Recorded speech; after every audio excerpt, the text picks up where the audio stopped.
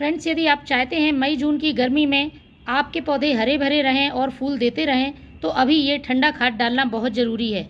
यदि आप पौधे को अभी इस समय इस खाद का उपयोग नहीं करेंगे तो मई जून की गर्मी में पौधे को बचाना बेहद ही मुश्किल हो जाएगा।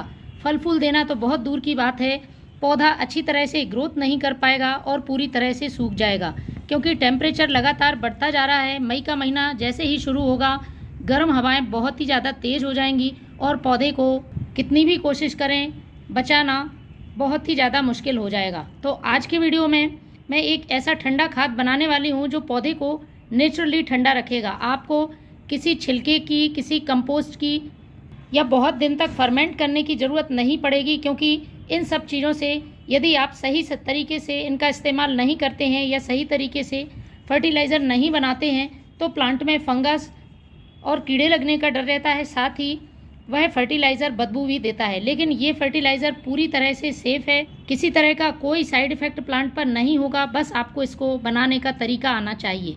तो पूरे वीडियो में मेरे साथ बने रहें। आप देख रहे हैं ये है एलोवेरा। एलोवेरा में लगभग 20 प्रकार के मिनरल्स होते हैं जो पौधे को अच्छी ग्रोथ, ढेरों फल फूल देने में तो मदद करते ही हैं, साथ ही इसका जो फर्टिलाइज़र हम गर्मियों में प्लांट पर यूज़ करते हैं तो मिट्टी को ठंडक देता है, मिट्टी को जल्दी ड्राई नहीं होने देता है, मिट्टी में नमी बनी रहती है और प्लांट हरा भरा रहता है।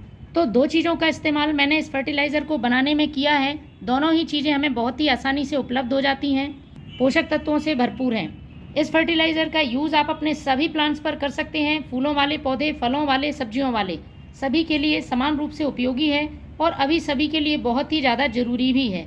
तो सबसे पहले हमें ले लेना है एलोवेरा की अच्छे जेल वाली 2 से 3 लीव्स और उनको छोटे छोटे टुकड़ों में कट कर लेना है। मैंने अच्छी तरह से इसको धो लिया है और धोने के बाद इन्हें छोटे छोटे टुकड़ों में काट लेती हूँ। और हमें 2 मुट्ठी इन एलोवेरा के कटे हुए टुकड़े लेना है।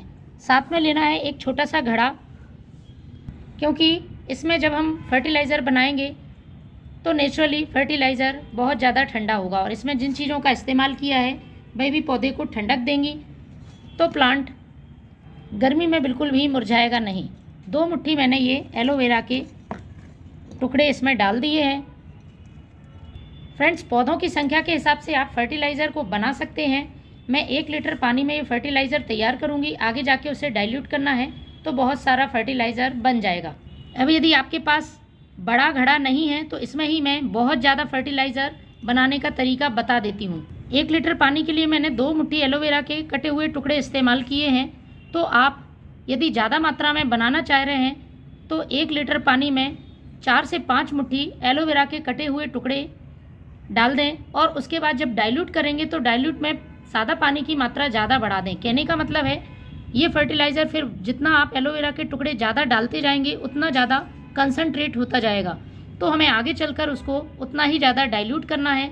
इससे खाद की मात्रा बहुत ज़्यादा बढ़ जाएगी और छोटे मटके में ही आपके प्लांट के लिए फर्टिलाइज़र तैयार हो जाएगा। दूसरी चीज़ का इस्तेमाल मैं बाद में करूँगी, पहले हम इसे 1 लीटर पानी से भर देते हैं। बहुत ही आसान तरीका है पौधों को गर्मियों में स्वस्थ रखने का और सूखने से बचाने का। अब हमें इसमें एक और चीज़ डालनी है, वो है ये नीम की पत्तियाँ। 1 मुट्ठी मैंने नीम की पत्तियाँ ले ली हैं। प्लांट की मिट्टी में इंसेक्ट, फंगस, चींटियों से सुरक्षा करेंगी। इसे हमें अच्छी तरह से हिला देना है और ढककर रखना है।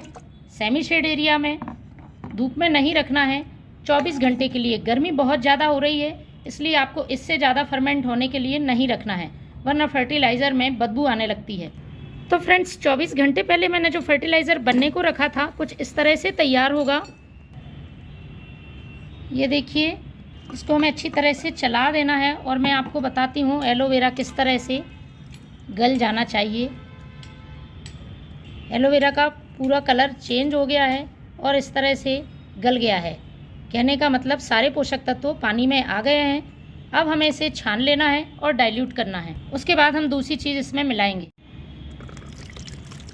आप इसका यूज़ 2 तरह से कर सकते हैं फ्रेंड्स। इसको आप स्प्रे भी कर सकते हैं, प्लांट की पत्तियों में भी ठंडक रहेगी, लेकिन आपको शाम के समय इसका स्प्रे करना है या सुबह के समय आप इसका स्प्रे करें, क्योंकि तेज़ धूप में यदि आप स्प्रे करेंगे तो प्लांट को नुकसान भी हो सकता है।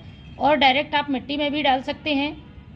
उसको भी आपको बहुत तेज़ धूप में इस्तेमाल नहीं करना है। शाम के समय ठंडक में आप मिट्टी में इसका इस्तेमाल करेंगे।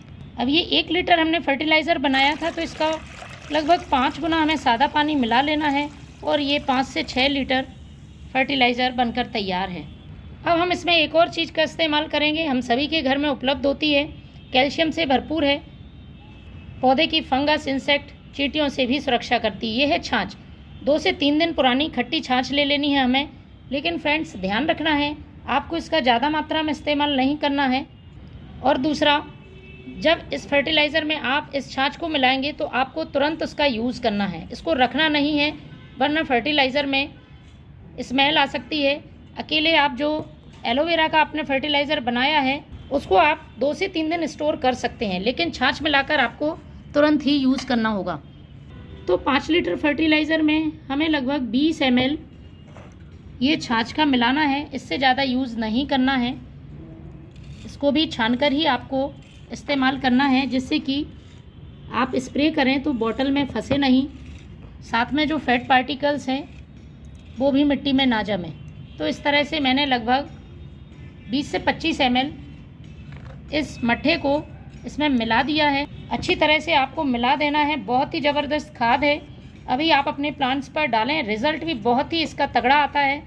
आप देखेंगे सूखते मरते पौधे भी हरे भरे हो गए हैं, और जिन प्लांट्स में फूल नहीं आ रहे हैं या कलियां फूल बनने से पहले ही गिर जाती हैं, तो उनके लिए बेहद ही उपयोगी है। फ्रेंड्स, अब हमें इसे अपने सभी प्लांट्स में पॉट की साइज़ के हिसाब से डाल देना है। सभी पौधों के लिए बेहद ही उपयोगी है, तो आप भी अभी अपने सभी प्लांट्स में इसका इस्तेमाल करें। Thank you.